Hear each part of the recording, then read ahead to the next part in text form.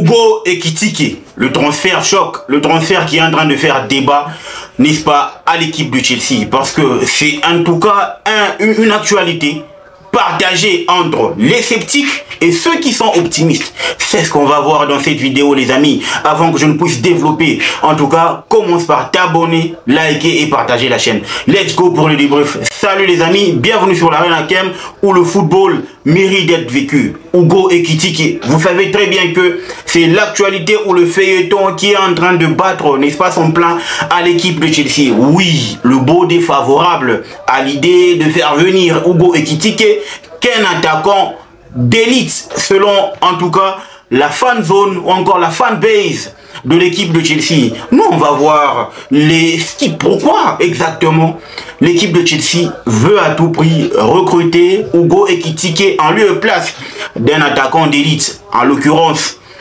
Gyökeres, que j'appelle affectueusement Gyoko, ainsi que Victor Osimhen. Voilà, on va commencer, n'est-ce pas, par le cas Ugo Ekitike contre Victor Osimhen. Vous savez exactement que Chelsea, depuis, n'est-ce pas, la venue de ce board, veut à tout prix avoir une équipe réputée jeune. Et une équipe, en tout cas, qui a des joueurs qui ont un barème salarial pas trop élevé, mais en tout cas dans la moyenne. Ce qui veut dire que ça va, n'est-ce pas, de 2000 à 180 voire 250 000 livres sterling la semaine, et comme Reece James le touche également. Donc les gars, vous allez comprendre que Ugo Ekitike, c'est pas seulement une affaire sportive, c'est aussi une affaire d'argent. Mais avant qu'on puisse, n'est-ce pas, aller dans le débat, on va voir d'abord la situation actuelle. On en est où avec cette information concernant le transfert? Parce que selon en tout cas Florian Plettenberg, il dit Chelsea est sur le point et en train de travailler, n'est-ce pas, sur un accord verbal avec Ugo Ekitike. Donc actuellement Chelsea est beaucoup plus avec l'entourage de Ugo Ekitike afin de trouver, n'est-ce pas, un accord verbal. Question d'aller, n'est-ce pas, se présenter auprès de l'Eintracht Francfort. Ce qui veut dire que ils ont déjà eu un contact direct avec l'Eintracht Francfort parce que ce dernier demande à Chelsea une somme de 100 millions d'euros et à l'instant là, ça va dépendre de ce que le Blues vont proposer pour parvenir, n'est-ce pas, à un accord total avec l'Eintracht Francfort.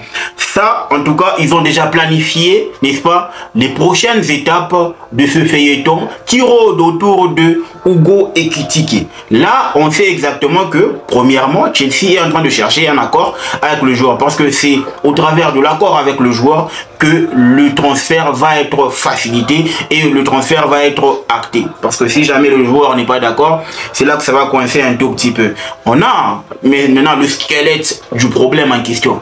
Seulement que, actuellement, vous savez très bien que la politique de recrutement de Chelsea se base sur la data, les données. Alors on va rentrer dans la data. On va d'abord voir ce que vaut exactement, n'est-ce pas, Ugo Ekitike par rapport à un attaquant d'élite que j'ai choisi pour, n'est-ce pas, faire comparaison.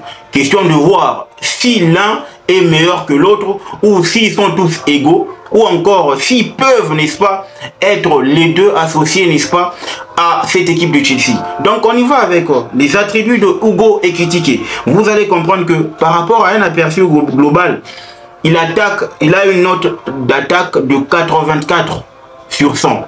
Donc en termes d'attaque, c'est déjà un attaquant. Pour moi, je dis c'est un attaquant, un bon attaquant complet parce qu'il a une note de 84, c'est au-delà de la moyenne. Créativité, il a 68. Technique ou à technicité, il a 68. Défense, il a 23. Et tactiquement, il a une note de 58.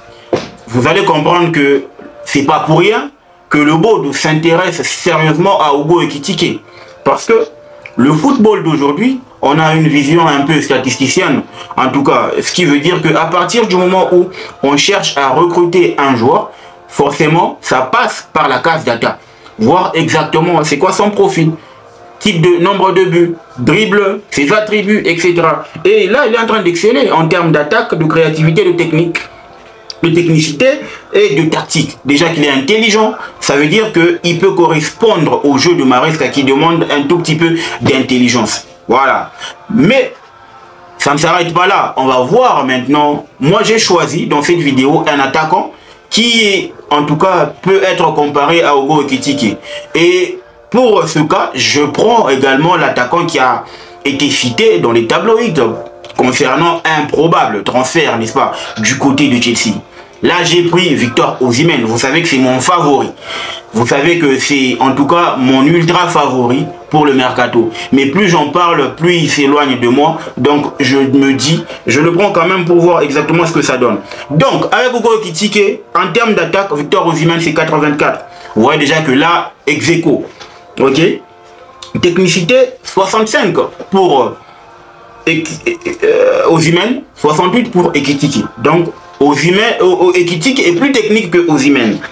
Créativité, 56 pour Osimhen, 68 pour Hugo Ekitike. Donc, en termes de créativité, Hugo Ekitike est meilleur que Osimhen. Donc là, ça fait 3 buts à 1. 3 buts à 1 en faveur de Hugo Ekitike. Défense, 31 pour Osimhen, 23 pour Hugo Ekitike. Ça fait combien? 3-2. Tactiquement, 65 pour Osimhen, 58 pour Hugo Ekitike. Ce qui donne 3 buts partout. Donc vous allez comprendre que Hugo Ekitike, Victor Osimhen, statistiquement parlant, en termes de data, en termes d'attributs, il n'y a pas, en tout cas, l'un n'est pas meilleur que l'autre. Les deux se valent. Seulement que moi par rapport à ma vision, je pense que même si Hugo Ekitike, statistiquement parlant, il rivalise avec Osimhen, mais sur le terrain, sur le pitch, c'est pas en tout cas le même débat. On sent que Victor Osimhen est capable de te faire gagner un match à lui tout seul. À partir du moment où il décide de prendre les choses en main. On a vu lors de la récente CAN, on l'a vu avec Galatasaray, on l'a vu avec Napoli et on le verra forcément avec l'équipe avec laquelle il va signer pour en tout cas le prochain mercato. Donc en gros, il n'y a pas de débat. Seulement que le facteur qui joue actuellement, c'est que Chelsea va proposer à Hugo Ekitike un salaire de pratiquement 150 000 livres sterling la semaine, ce qui est nettement supérieur à ce qu'il gagne, n'est-ce pas, du côté de l'Eintracht Francfort. Seulement que face à Osimhen, c'est pas le cas. Osimhen veut son salaire de 12 millions annuels. Ça va pas du tout plaire au board de Chelsea. Ça veut dire qu'il va être le plus gros salaire. Et ça, le board ne veut pas prendre des risques.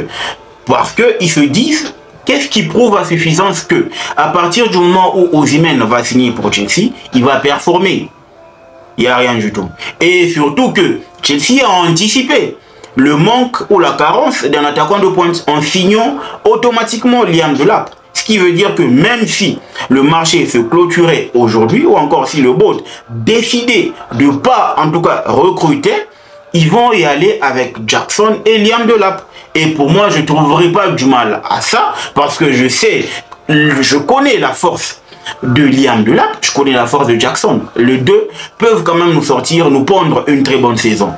Là, les amis, c'était la vidéo sur Hugo Ekitike. Maintenant, ce qui va pas plaire à tout le monde, c'est que je crains, j'ai malheureusement en tout cas une très mauvaise nouvelle. Je pense que Chelsea ne va pas recruter Victor Osimhen, parce que Chelsea mise sur la jeunesse et Hugo Ekitike, selon en tout cas les infos que j'ai, il est en tout cas plébiscité pour être le futur numéro 9 de Blues. Donc Liam Delap va être comme qui dirait le backup de Hugo Ekitike. Maintenant, à partir du moment où Hugo Ekitike va conclure un accord verbal avec Chelsea, je pense que le board va mettre Nicolas Jackson sur le marché du transfert. Et actuellement, Nicolas Jackson est évalué à 94,6 millions d'euros. C'est une affaire de 70 voire 75 millions de livres sterling. Et là, je pense que la vérité va être choquante, mais elle est là. Ugo Ekitike, il est dans le top 1 du board de Chelsea. Chelsea veut à tout prix Ugo Ekitike. Mon avis, c'est que ça va faire pratiquement 6 ans que à chaque fois qu'on recrute un joueur qui vient de la Bundesliga, on est toujours déçu. Parce que on a eu Timo Werner, on a eu Kai Havertz, là on a eu Christopher Nkunku. Même si ce dernier a pu faire toute sa formation en Ligue 1, il n'a pas su se performer. Il a eu sa chance, mais malheureusement, c'est un autre débat. Est-ce que Ugo Ekitike, à partir du moment où il va venir à Chelsea, il va performer? C'est en tout cas une garantie ou un gros risque que Chelsea est en train de prendre en voulant signer Ugo Ekitike.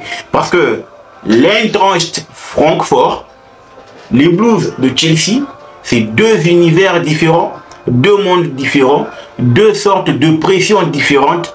Parce qu'avec Chelsea, toute ta vie est sculptée par le média. Mais avec l'Eintracht Francfort, mais il peut quand même me prouver le contraire. Parce qu'on a vu avec Omar Marmouche qui est en train de faire la pluie et le beau temps du côté de Chelsea, de Manchester City. Donc Ugo Ekitike, tout va dépendre de lui, de la façon dont il va en tout cas se lancer en Barclays English Premier League. Donc les amis, dites-moi ce que vous en pensez en commentaire. N'oubliez pas de vous abonner, de liker et de partager la chaîne. Le football mérite d'être vécu. Ciao.